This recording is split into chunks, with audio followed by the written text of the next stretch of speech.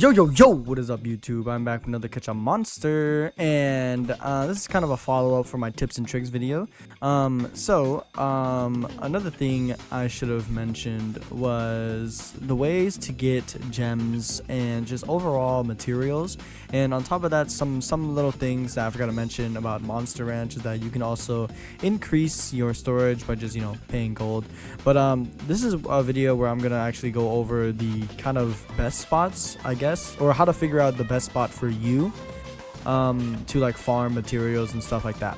So first off, let's go ahead and show you the best grinding team, like materials and everything else. I recommend to use Berry Bun if you don't have it. I really recommend grabbing it because he or she, or in this case he, is very good for the passives because of the extra increase in EXP and the also increase in luck. Obviously if you have an Abyssal Drake does give you more luck, but Berry Bun just kind of covers these two base things. And then I recommend using a Mint Gloom or a Wool Horn, and I think there's one other coin guy, but I'm not too sure. So if you don't know how to get Wool Horn is, I believe, a Tideland Rift, I believe. If I'm wrong about that, I do apologize. It's either a Tidelands Rift, like a purple rift, or a Spirit Grove purple rift. It's one or the other. You can correct me in the comments for that. But let me go ahead and equip my Mint Gloom and my Berry Bun. So once you have these guys, then I recommend just having a really strong monster to kind of just, like beat the monsters essentially. In this case, I'm going to use my Hydro for that. So let's go straight into the materials area.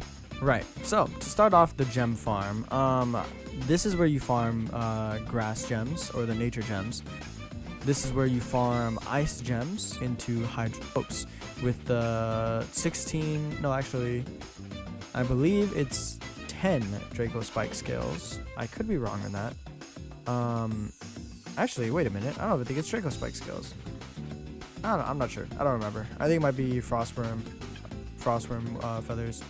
But yeah, that's where you farm these guys, the gems wise. And also, I recommend if you need earth gems, I recommend you farm, let's see, where are they? No, not stone bars. Where are they? Terra Lions are for more end game people because they're just way too strong for a majority of people. It's not these guys, Orables, that's what it is. So Orables in the Dunevale Isles, and for fire gems, I recommend you farm the Panguards, also at the Dunevale Isles. You'll find them, they're pretty common. Honestly, if you go to Dunevale, this is where you get water, fire, and earth gems. So yeah, I do recommend looking into those. Let's see, a good money farm. Now, it really depends on you, on how strong your monster is and how strong it can, or how fast it can kill a monster. Example, I like to farm here, but it's not the best money spot because these guys only drop you like so much money. Like they barely give you anything. Like as you can see, 29 gold. Now obviously if you go higher up and start killing, example, what's something to farm? Example, you want to farm the Cloverias. They drop 41 coins each kill. You know what I mean? So obviously the 41 coins times 100 or going up by 100% multiplier on top of my 20, or actually 30%, it'll increase by like too much, honestly. But yeah, I recommend doing that if you will. This is kind of the way I do it, so this is what endgame would essentially look like for you guys. Now for the people who are wondering about certain achievements, as like Index, Hatchmaster, Tower Challenger, etc., if you click on them, majority of them do kind of just tell you how to do it. Now Path of Progress, now certain island ones are a bit of a mystery, as sometimes I don't even know how to do it. Example, the wake up from the dream, or week up from the dream, all you need to do is just go to Neverland, find some of the water and just drown in it. That's it. drown in it, and then you can get the achievement and you'll be done with that achievement. A lot of them are pretty self-explanatory. Some of them, like I said, I haven't even finished yet. 5 or 6. So yeah, fuse 3 Flaragons to rank B, example, Glazodon, Hatchet A, Mount Tusk, etc. You know, it's just stuff like that. Super easy to really do. If you guys don't already know, bosses spawn every 15 minutes, and someone told me in my comments that the eggs from the first event no longer spawn because of the first event is gone. But let's jump straight into talking more about Endless Spire. Right, so if you guys don't already know, they added a feature where when you're in the Endless Spire, it'll automatically like walk to the portal for you. Like as you can see, I'm not doing anything. I'm not typing anything, not doing anything, but like I moved over here. And then as soon as I stop moving, it'll start up again. Maybe not. Okay, yeah, there we go. Okay. But yeah, so kind of like that. It's an auto move thing, so you can just sit in here now, which is I think is a pretty cool little thing. I wish it would like for the people who consistently beat like 100 layers. I wish they would just like be able to let us skip to that. To be honest, in my opinion. But I guess it doesn't really make sense because, you know, people can get up to leaderboard super fast that way. That's why I really do suggest they start putting a time limit or like a time thing on it, because like the leaderboard, even if somebody is on the same layer, they should like rate it off of like, oh, who finished the floor fastest though. You know what I mean? But yeah, so about tower, it's super easy, honestly, but like I said, the teams varies. Like you can't run one single team all the way up through the entire like layers, everything, all through the layers, and expect to be at the top of the leaderboard. You have to change up your monsters a little bit sometimes, depending on what monster you're facing. Like, I don't always use this team, but yeah, this team is going to easily get me to like probably like layer 110 easily. I could probably beat 110 with this team actually. No, I have. This team right here could probably take me to like 117, 118, maybe 120, honestly. And then I have to switch off to kind of match with my opponents. The Spire is not too hard, I'd say. As long as you have even one secret, I think you should be able to easily break through like either 90s or 100s. And once you've done that, you essentially have gotten so many gems that you can start buying potential serums to make your monsters to a +10.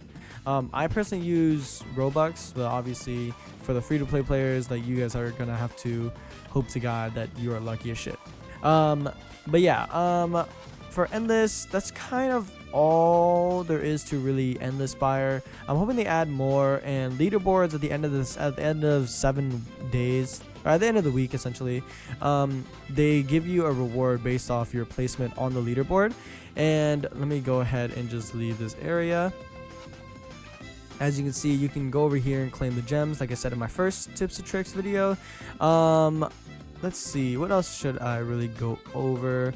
Obviously, if you guys have nothing to do, like really nothing to do, you could obviously try to make leaderboards and do everything else. Like Trisco was able to get the weekly collection points. I believe, Asura used to be at number 1, but he recently stopped playing the game because of the shit updates. But yeah, so let's see, what else is there to really go over? Yes, so I heard some people talking about the dungeons and how they don't know how to use the crafting and everything else. So come to me, this is where you use the ascension plates. So some people don't really understand and don't understand the gravity of how grindy dungeons really is. So you need one of these to rank up your monster into an SS. Not just any monster, an S rank monster into an SS, okay? And you need 5 of these. You see what I mean? You need 5 of these. And to make one of these, you need all of this. Okay? Let that sink in. You need all of this times 5, essentially. And then you can make this. Or you could go over here and farm for this one and just make 5 and just make like one of these to instantly make this. See what I'm saying? Completely up to you. I would honestly just say just try to farm for this, but then obviously this is going to be super hard to farm for because that is the hard dungeon, so basically impossible. You can farm potential serums, pet snacks, and just just stuff like that overall. Let's see. But yeah, guys, I think that's all really to cover. I mean, other than the mounts have a different speed. I don't know if you have noticed. The fastest mount in the game is Fire Dragon Cannonolini, which is bought with 99 Robux, I believe, over here. And then on top of that, you can buy the Dustwing, or not buy the Dustwing, you can ride the Dustwing. Another mount is obviously Starshade and like Frostworm and just just stuff like that. I highly recommend you always have eggs hatching while you're farming or doing whatever crap you do. Also, I highly recommend you do all your weekly tasks whenever you can, because they do give really good rewards, and it obviously is just weekly. So you don't have to do it now. You can obviously have like 6 days or so to like really finish it up. The event, I highly recommend you start finishing the events. And honestly, as of right now, I just say don't go for anything in the S rank shop unless it is something that's actually like crazy cracked or really good. As far as I've seen, nothing in here has been really all that good. But yeah, guys, that's probably gonna be all for the video. I hope you guys did enjoy, and let me know down in the comments below what you guys want to know. Just ask me questions. If you guys are new to here, please go down to my description. I have a Discord server, and if you guys really want to know what I do, when I do stuff, and when I do live streams and giveaways, definitely check that out down below. But yeah, guys, let me know if I missed anything, and other than that, I hope you guys will enjoy your day and come back for more. Later, guys.